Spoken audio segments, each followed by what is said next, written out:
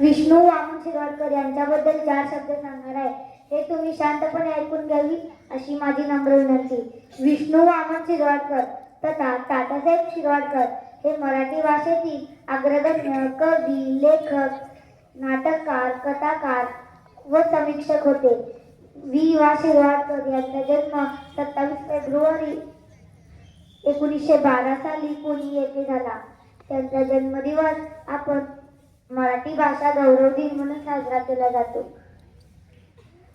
त्यांचे मूळ नाव गजानन रंगनाथ शिरवाडकर असे होते.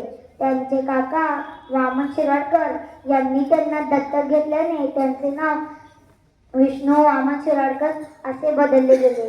कुसुमाग्रजांना 6 भाऊ आणि कुसुम नावाची लहान बहीण होती. एकुलती एक बहीण सर्वांची लाडकी म्हणून कुसुमचे अग्रज म्हणजेच मोठा भाऊ म्हणून त्यांनी कुसुमाग्रज हे नाव त्यांनी धारण केले.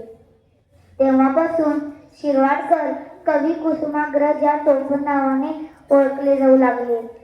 स. खोंडेकर यांच्यानंतर मराठी साहित्यात मराठी साहित्यात ज्ञानपीठ पुरस्कार मिळवणारे ते दुसरे साहित्यिक होते. 10 मार्च 1999 रोजी वा शिरवाडकर म्हणजे आपले कवी कुसुमाग्रज यांचे निधन झाले. एवढे बोलून मी माझे 4 शब्द संपवतो.